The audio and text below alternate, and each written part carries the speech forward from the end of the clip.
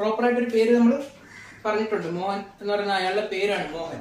പക്ഷെ ആത്മി എന്ന് പറയുമ്പോൾ ആരുമാകാം. മോഹനാകാം, സോമനാകാം, ശശിയാകാം, ആരുമാകാം.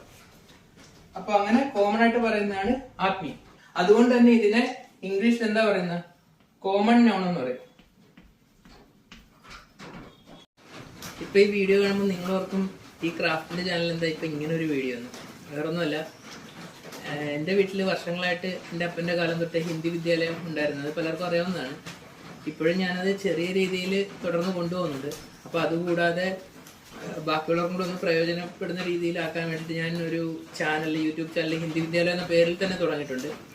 അപ്പോൾ അത് മറ്റുള്ളവരിലേക്ക് എത്തിക്കാൻ കുറച്ചുകൂടി എളുപ്പമായിരിക്കും. കാരണം ഈ ചാനലിൽ അത്യാവശ്യം സബ്സ്ക്രൈബേഴ്സ് ഉണ്ട്. പുതിയൊരു ചാനൽ തുടങ്ങി കഴിഞ്ഞാൽ അത് അറിഞ്ഞു വരാൻ ബുദ്ധിമുട്ടാണ്. അതുകൊണ്ട് നിങ്ങളെ കൂടി ഒന്ന് അറിഞ്ഞിരിക്കാൻ വേണ്ടിയിട്ടാണ് ഇതിലേക്ക് ഞാൻ ഇടുന്നത്. അപ്പോൾ മറ്റുള്ളവരിലേക്കായിട്ട് ഷെയർ ചെയ്ത് കൊടുക്കുക. നിങ്ങൾക്കും ആർക്കെങ്കിലും ഇത് പ്രയോജനകരമായി തോന്നുന്നുണ്ടെങ്കിൽ നിങ്ങളും സബ്സ്ക്രൈബ് ചെയ്യുക.